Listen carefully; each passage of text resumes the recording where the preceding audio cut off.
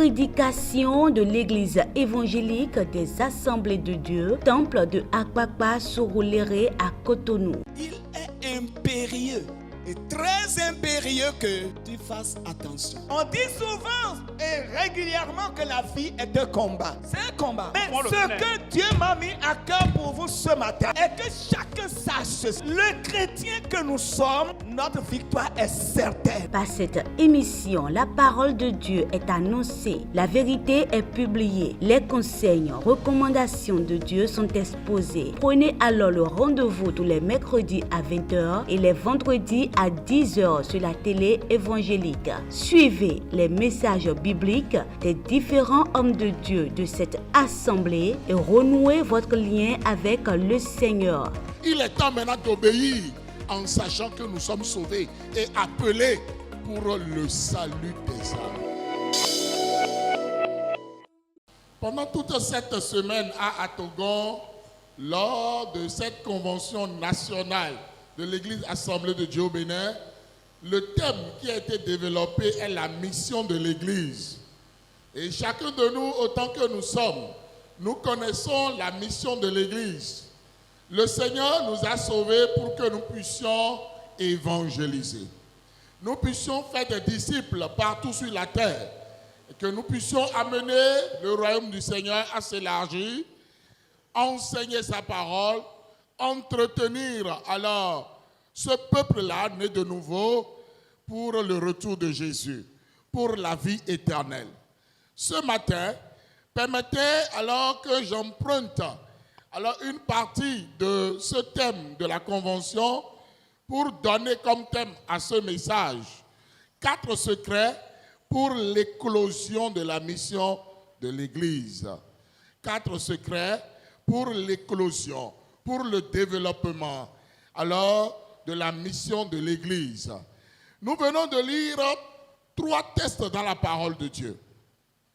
Le premier secret qu'il nous faut en tant qu'enfants de Dieu, en tant que famille chrétienne, en tant qu'élus du Seigneur, pour l'éclosion de notre mission d'évangélisation, c'est que nous devons évangéliser par l'éducation familiale. Évangéliser par l'éducation familiale. Parce que c'est ce que nous négligeons de plus en plus aujourd'hui. Et les païens et même d'autres chrétiens autour de nous doivent nos enfants. Pour dire, mais ils se disent quand même chrétiens. Pourquoi ils ont des enfants si récalcitrants?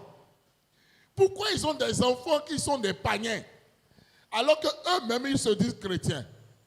C'est que nous avons négligé cette base très essentielle de notre mission. Notre mission, ce n'est pas d'abord de négliger notre maison, de négliger notre Jérusalem et de commencer par travailler en Judée, en Samarie et aux extrémités de la terre. Ce n'est pas de négliger notre maison et commencer par balayer la maison des autres. Il est temps maintenant que chaque mère de famille, chaque père de famille sache que sa mission, c'est d'abord sa progéniture. C'est d'abord ses enfants. Et comme nous le savons, les enfants n'apprennent pas par instruction. C'est ce que tu dois faire. Ne fais plus ceci. Non, ça n'influence pas les enfants. Ce qui influence les enfants, c'est l'exemple, c'est l'observation. En tant que père, en tant que mère, en tant que des enfants de Dieu, comment est-ce que nous nous comportons dans nos familles, dans nos maisons? Est-ce que nous sommes seulement chrétiens à l'église pendant quelques heures de culte et c'est fini? Et à la maison, nous sommes pires que des païens? Là, nos enfants ne pourront pas voir de bons exemples. Nos enfants ne pourront pas donner leur vie au Seigneur. Nos enfants ne pourront pas aimer le Dieu Tout-Puissant, le Dieu de Jésus-Christ de Nazareth. Ça veut dire que ce premier secret-là nous amène nous-mêmes à revoir nos copies. Quel type de chrétiens sommes-nous? Comment est-ce que nous vivons la vie chrétienne en famille? C'est très important.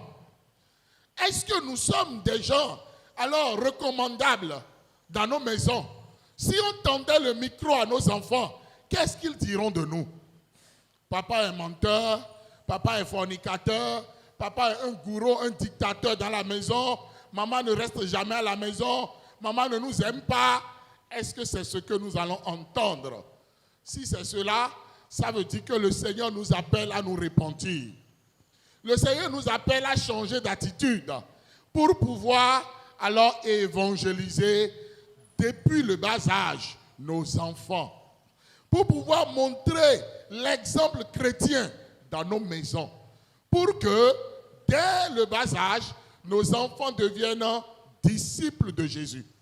Nos enfants ne doutent pas de leur chrétienté, de leur foi en Jésus-Christ, mais que nos enfants, à l'école, puissent dire « je suis chrétien ». Et lorsque le professeur, le maître, alors va vouloir les amener hors de la volonté de Dieu, ils diront « non, nous sommes des enfants de Dieu. Nous ne fléchirons pas, nous ne faisons pas ça. Nous ne mangeons pas de ce pain. » Convaincus, enracinés dans la foi depuis le bas âge. Parce qu'en Israël, de 0 à 7 ans, les parents avaient la responsabilité de l'éducation de leurs enfants pour les instruire selon la voie du Seigneur. Le premier texte nous dit, instruis l'enfant selon la voie du Seigneur. Et lorsqu'il sera vieux, il ne s'en détournera pas. Comment instruisons-nous nos enfants?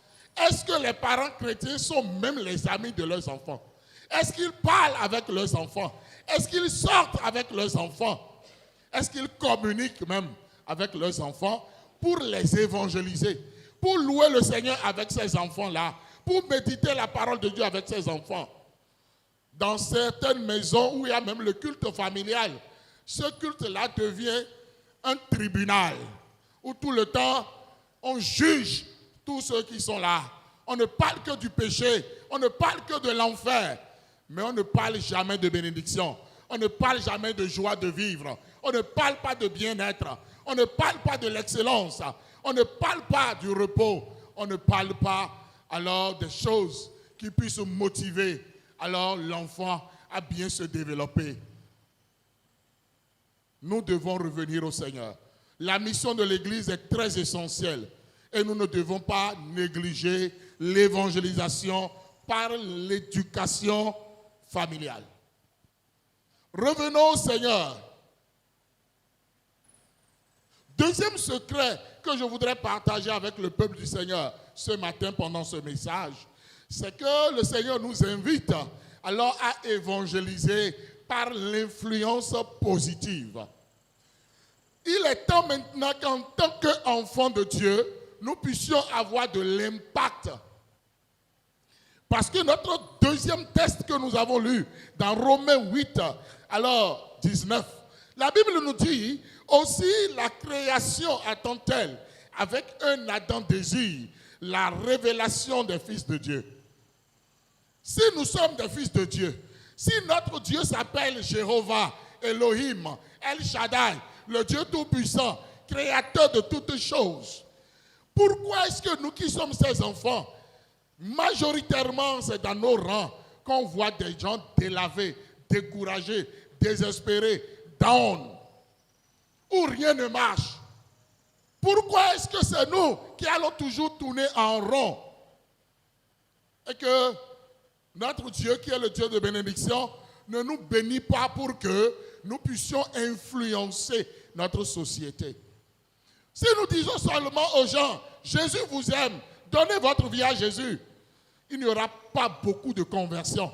Mais lorsque nous allons influencer positivement les gens, ils viendront naturellement vers nous pour dire, mais tu sers Dieu ou bien tu ne sers pas Dieu? Tu crois en quoi? Je veux croire en ton Dieu parce que ta vie m'intéresse. Ton comportement m'influence. C'est ce pourquoi je viens vers toi. Et comme ça, notre vie, notre attitude, alors, va amener les gens dans le royaume du Seigneur. Va les maintenir. Pourquoi? Parce que nous avons l'amour de Dieu. Amen. Amen. Nous avons l'amour de Dieu. Nous savons aimer les gens. Nous savons aller au secours des gens. Nous savons influencer positivement dans tous les domaines. C'est à ça que nous sommes appelés. Si nous ne le faisons pas, nous allons beaucoup évangéliser, nous allons beaucoup parler, nous allons multiplier les distributions de traités, nous allons distribuer les Jésus vous aime. Mais les gens vont dire, nous attendons que vous nous puissiez vous nous influencer. Nous attendons votre impact. Tous les domaines, normalement, alors on doit avoir des chrétiens là-bas. Des chrétiens qui craignent Dieu, des chrétiens qui honorent Dieu, des chrétiens qui obéissent à la parole de Dieu, qui ont de l'influence.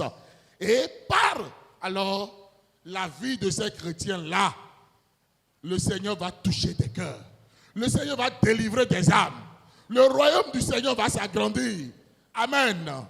Amen. Troisième secret, alors, pour l'éclosion de la mission de l'Église, c'est que nous le voulions ou pas, nous devons évangéliser par notre richesse. Nous avons le Dieu de l'or et de l'argent. Vrai ou faux? Vrai ou faux? Notre Dieu est-il le Dieu de l'or et de l'argent? Oui. Et il nous a promis de nous bénir. Notre troisième texte que nous avons lu dans la parole de Dieu ce matin nous dit, dans Proverbe 22, 7, le riche domine sur les pauvres. Un seul riche domine sur les pauvres.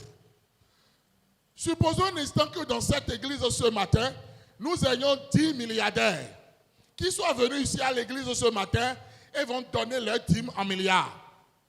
Chacun d'eux donne 1 milliard comme dîme. Nous avons ce dimanche combien de milliards? Je ne sais pas calculer, aidez-moi. Nous aurons 10 milliards. Supposons un instant que par mois, alors nous ayons un peu plus de 10 milliards. Croyez-vous que cette église ne sera pas climatisée? Hein? Croyez-vous que nous n'allons pas passer à 3 cultes, 4 cultes? Parce que tous ces milliardaires-là auront des entreprises, auront beaucoup d'employés. Ces employés-là vont demander, mais quelle est la foi de notre chef? Le fondateur de l'entreprise fait quoi? On dit qu'on est Jésus. C'est Jésus qui le bénit. C'est Jésus qui l'aide. Beaucoup vont venir à Christ parce que notre richesse influence. Amen. Amen. À des moments donnés, nous prions pour les gens. Dieu, il est le Dieu qui opère des miracles, c'est vrai. Mais en attendant que le miracle s'opère, la personne a besoin de manger. La personne a besoin de se vêtir. La personne a besoin de se loger. La personne a besoin de s'instruire. Et là, il faut mettre la main à la poche. Voici que l'évangéliste lui-même est en train de réfléchir à ce qu'il faut manger dans la journée. Comment est-ce qu'il peut donner? Mes frères et sœurs, le Seigneur veut nous bénir pour que nous puissions évangéliser avec notre richesse. Si Dieu nous bénit et nous n'évangélisons pas avec notre richesse, là, nous sommes en train de faire mal. Parce que rien ne nous appartient.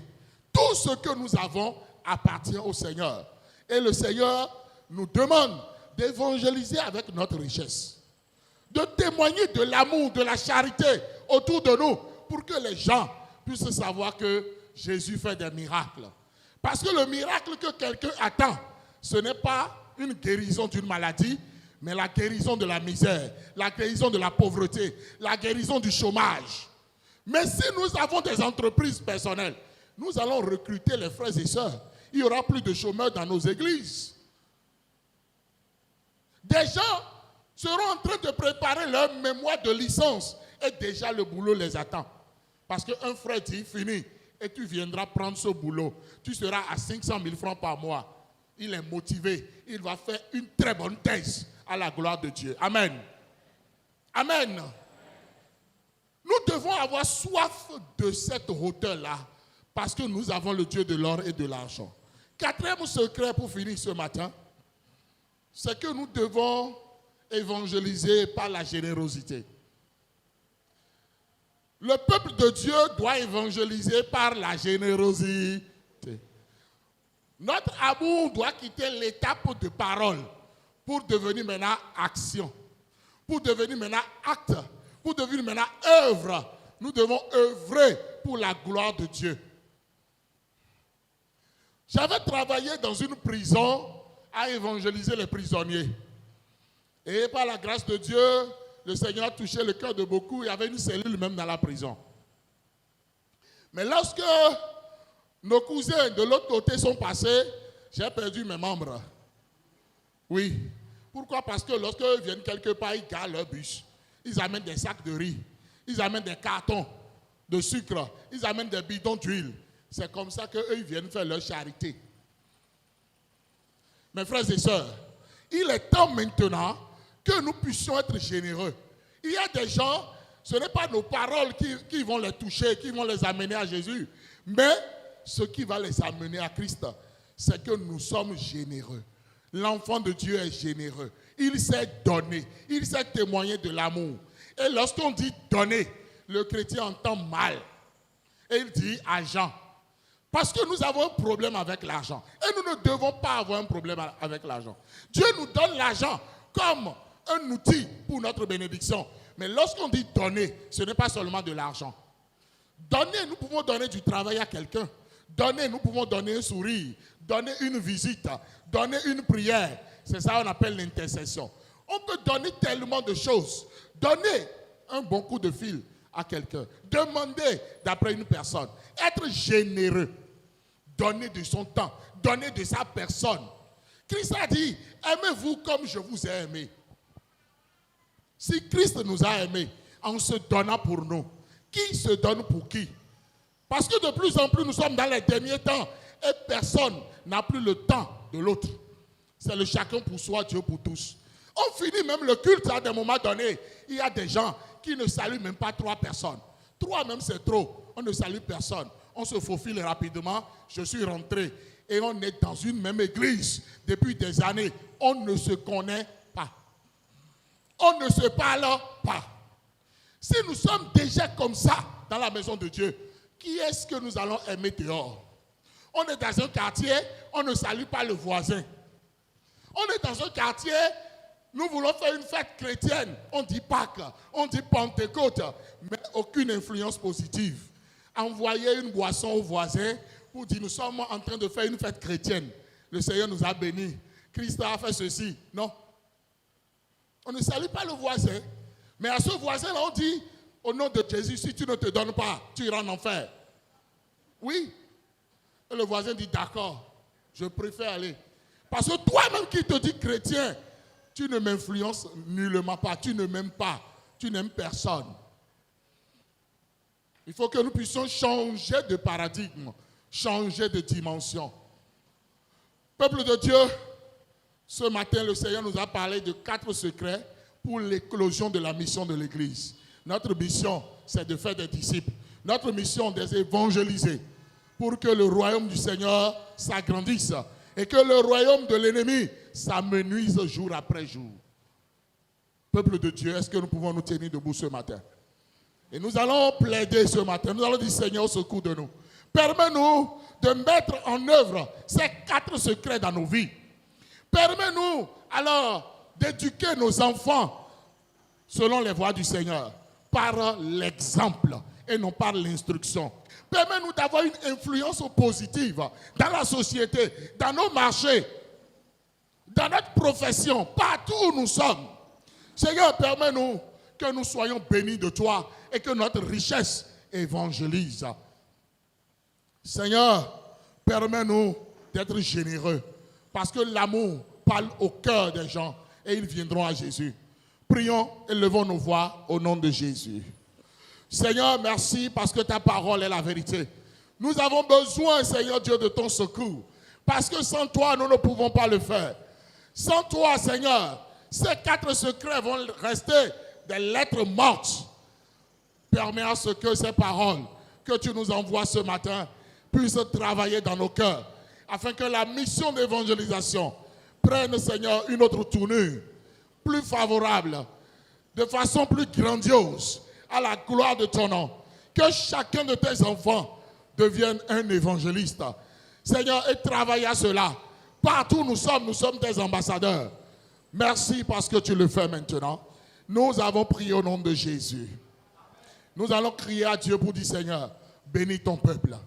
Donne-nous les moyens pour évangéliser. Donne-nous les moyens pour que nous soyons assez riches pour doter ton église des instruments qu'il faut, des chapelles qu'il faut, des terrains qu'il faut. Que nous puissions influencer le monde par notre richesse, par notre diplôme, par l'élévation, la percée que tu nous donnes. Remplis-nous d'amour. Prions au nom de Jésus.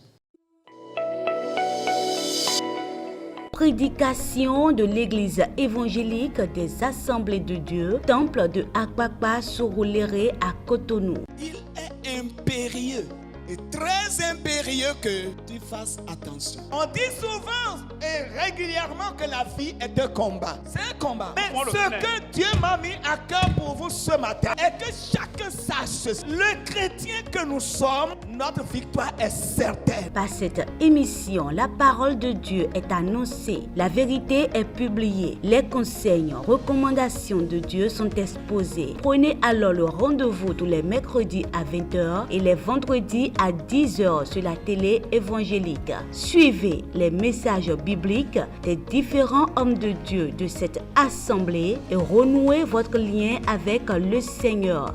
Il est temps maintenant d'obéir en sachant que nous sommes sauvés et appelés pour le salut des âmes.